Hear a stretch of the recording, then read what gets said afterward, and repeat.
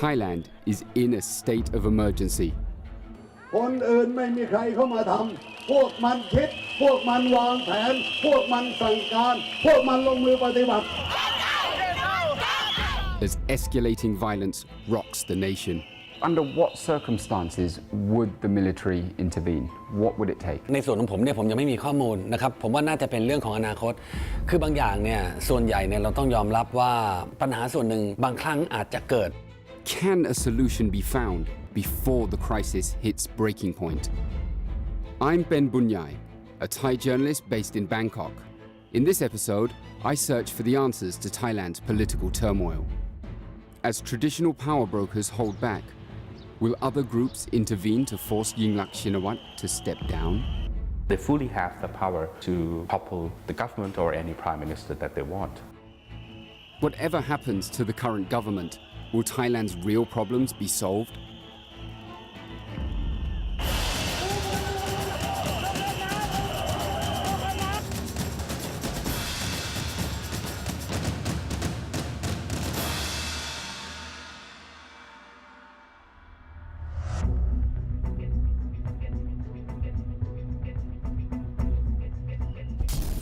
January 2014. 2 grenade attacks in Bangkok have injured over 28 people. The city remains crippled by anti-government protests.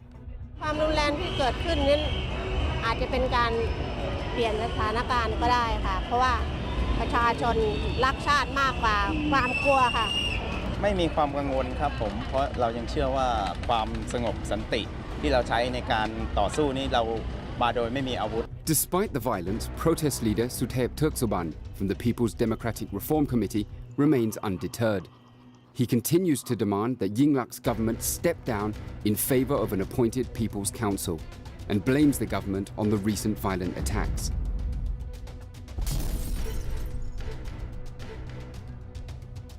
ผมบอกพี่น้องเลยครับไม่ต้องไปสงสัยเป็นอย่างอื่น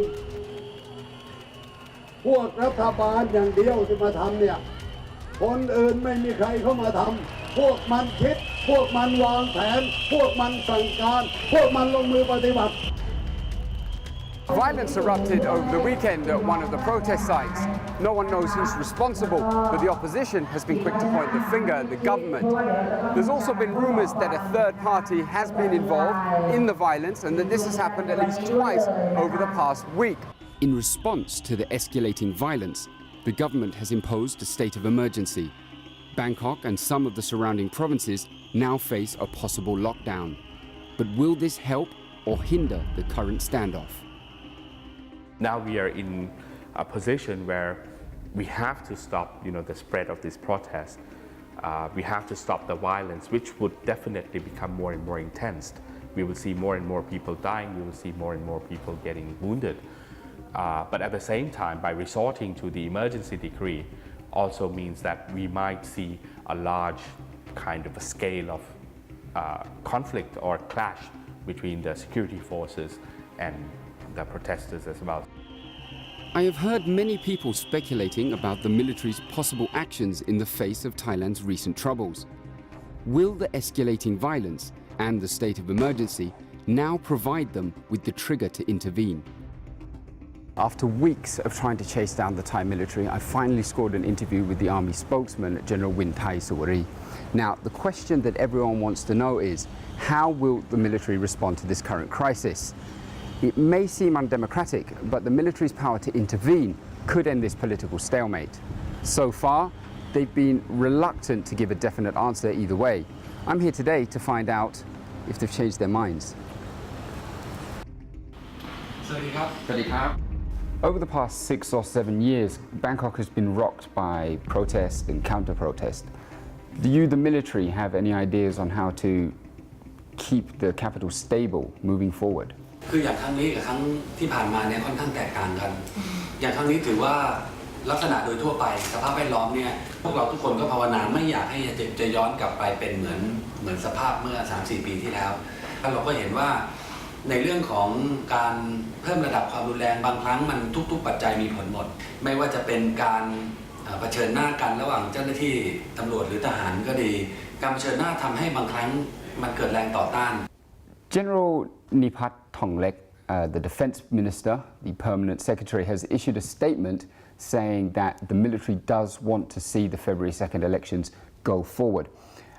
Does this mean that the military will take an active role in ensuring that the elections take place? การจะเห็นอย่างไรเนี่ยคือถ้าเห็นทหารเนี่ยคงจะเห็นชอบด้วยตามที่ส่วนใหญ่นะครับหรือตามที่ทุกคนได้ข้อสรุปแล้วแต่ขณะนี้ยังไม่ได้ข้อสรุปเพราะฉะนั้นจะไปเข้าหลักกติกาเดิมว่าถ้ายังไม่ได้ข้อสรุปแล้วเนี่ยเราจะไป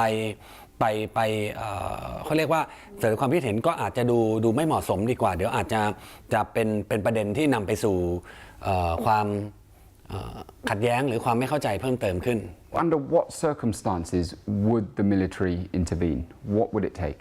ในส่วนของผมเนี่ยผมยังไม่มีข้อมูลนะครับผมว่าน่าจะเป็นเรื่องของอนาคตคือบางอย่างเนี่ยส่วนใหญ่เนี่ยเราต้องยอมรับว่าปัญหาส่วนหนึ่งบางครั้งอาจจะเกิดแต่ว่าท่านผู้จัดการทหารบกท่านก็ยืนยันแล้วว่าอย่างไรก็ตามท่านจะดูแลความปลอดภัยให้ดีที่สุด From talking to General Win Thai just now, it seems that the army wish to remain diplomatic. Remaining on the fence at this point in time may be the right course of action, as obviously saying there will be a coup or there won't be a coup could possibly inflame either side and result in more violence. The military has always played a crucial role in shaping Thai politics. We have seen 18 coups since 1932 and been ruled by 23 military governments. The army here sees it as their duty to safeguard the state and the monarchy, even to the extent of overthrowing a democratically elected government. In 2006, they ousted Thaksin Shinawatra in a military coup, and they carried out a crackdown on anti-government protesters in 2010 to end a political deadlock. I want to know why they haven't stepped in to end the current crisis. There are several possibilities. One possibility is that the army is profoundly divided and that the balance of power in the army is just not clear. Another possibility is that the army learned its lesson in 2006 and doesn't want to have responsibility for the nation again. When the military gets dragged directly into politics, it's damaged as an institution.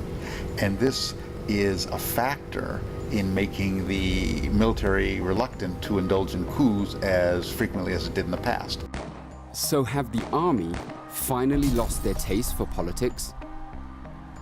The 2006 coup has also heavily damaged the role of the military. Now people are saying that, look, now the coup that happened in 2006 has not resolved anything. You know, we are now into even more conflict because of what happened after the 2006 coup. Even the leader of the coup now is in the parliament and being a supporter of the government as well. And he is saying that the coup will not resolve any kind of problem. As Thai society embraces democracy, military intervention is becoming less acceptable as a solution. Society has changed. Okay, the red shirt is the key element, meaning people really realize that their vote matters. If you ask the rest of Thai people, the majority of Thai people out there, we really had enough of military coup. We're talking about 18 military coup since 2032. The red shirt in particular, you know, can no longer tolerate another military coup. We have to understand that the fact that the red shirt come into being, it was because they came out to anti-military coup. If a military coup is unlikely to happen, what options do those opposed to Yingluck Shinawatra have to oust her? A new device to topple governments that are unacceptable has had to be developed, and that device has been the courts.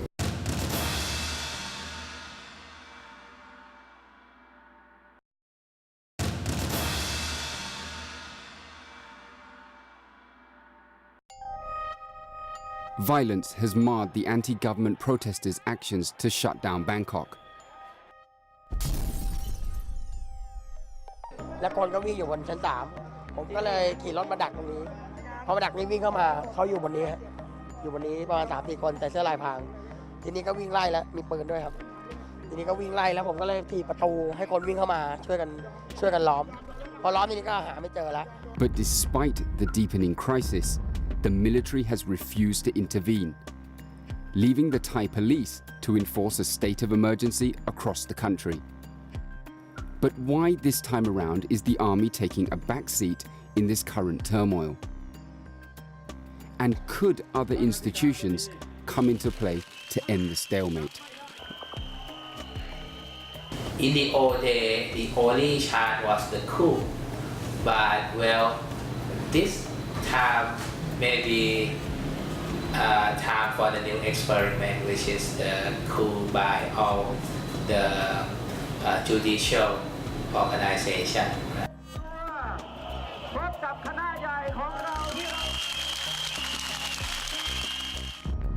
What happens is that some article in a law or regulation is latched upon, and this is used to rule that the party in power or the prime minister has violated the law and therefore must leave power. And this is what the Thais call a judicial coup. The National Anti-Corruption Commission has charged former Pheu Thai ministers with corruption regarding the rice pledging scheme. Prime Minister Yingluck Shinawatra is also under investigation for negligence.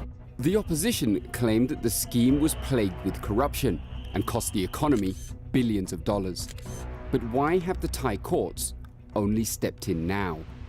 I want to find out what legal threats Yingluck's government are facing. Dr. Pawin Chachawan Pongpan, a leading Thai academic from Kyoto University, talks to me via Skype. We know that all these institutions have never been fond of the Thaksin regime, have never been fond of the Yingluck regime.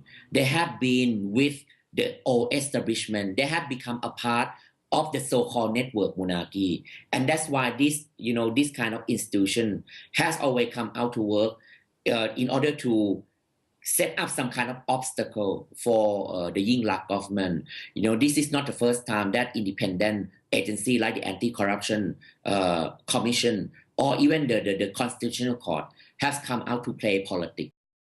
The Thai courts have previously forced two Thaksin-linked prime ministers to step down. In 2008, Prime Minister Samak Suntharawet was forced to resign barely months into his term. The courts ruled that he had violated the constitution by accepting payment as a TV host on a cooking show, a charge his supporters see as politically motivated. Within the same year, the same court then forced his successor, Somchai Wongsawat, Thaksin's brother-in-law, out of office. The charge this time, electoral fraud. Unbelievable. The only place in the world that you would see that the court would intervene and would kick a prime minister out just only on the ground that a prime minister also a celebrity chef. Can you name one more country that would deliver this absurd verdict? It is clear this is a political reason. Are the Thai courts taking sides in this current crisis? And are the current corruption cases against the Pheu Thai party ministers politically motivated? If so, will they move against Prime Minister Yingluck Shinawatra even though she has not been formally charged? As you can see, they are the ones who are very powerful. They can choose senators. They can even choose people to sit in some of certain quasi-autonomous agencies. So they're very, very powerful. And the way the 2010 Constitution is written is that they have a full power. So it means that whatever verdict comes out, there's no judicial review. All other agencies are all tied to the judges or to their verdict. So that could be a very problematic. They fully have the power to topple the government or any prime minister that they want.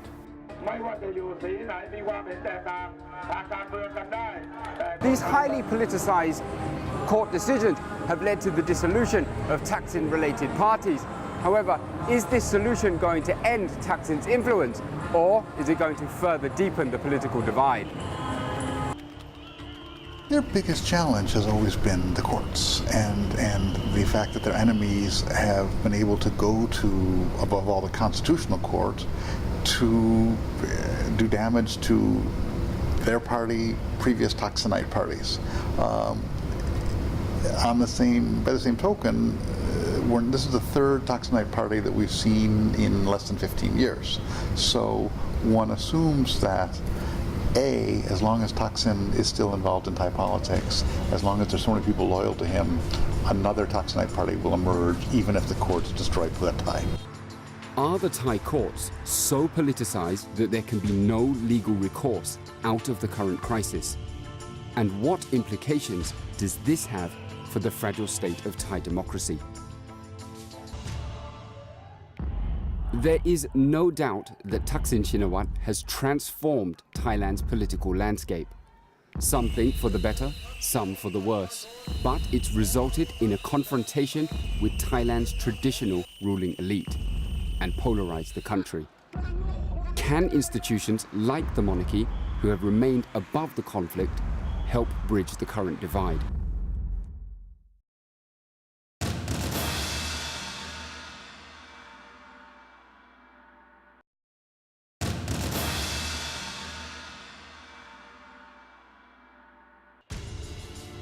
Thailand's ruling government has declared a state of emergency.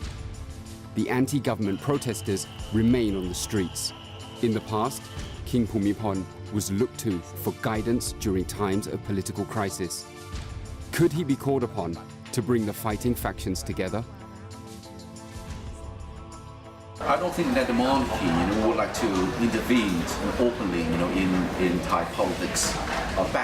If you see, back in 1992, there were clashes, there were blood on the street, and then when the situation appeared it might go out of control, I think the king intervened. I don't think that the situation now is serious, because so far we haven't seen any bloodshed.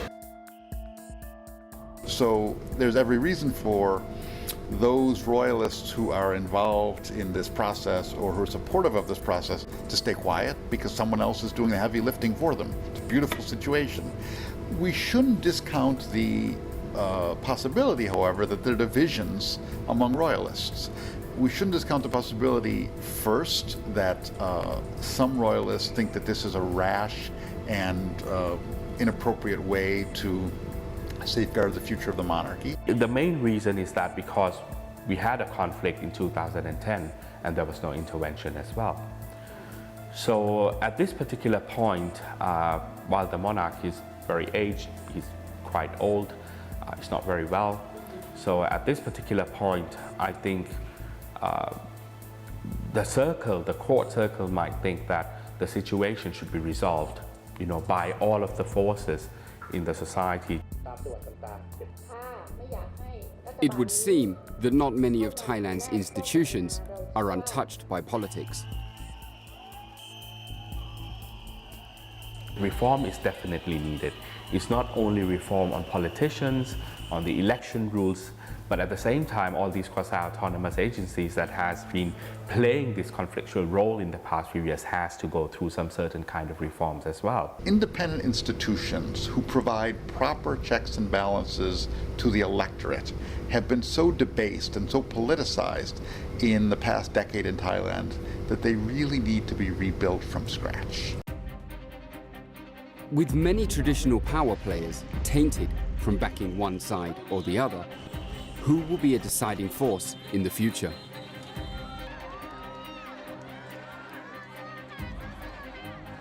What I actually see happening in the long run in Thailand is that Thai politics becomes a competition among people who are now on the red side of the divide. And we see multiple parties that represent various segments of these people on the red side of the divide. What that means is that the crowds on the streets in Bangkok today need to find a way to fit into that order, to contribute to a political system dominated by the interests of people whom we now regard as red shirts, because that's the future of Thailand. So I think unless, especially the elite, the traditional elite come to terms with the shift in Thailand political landscape in the past decade, that Thailand has changed so much, that people in the villages has, gain political consciousness, that they no longer want to be passive in this game politics, that they want to be to have access to national politics, that they want an equal distribution of national economic and political wealth. I think then we won't be able to come out of this vicious circle of political crisis.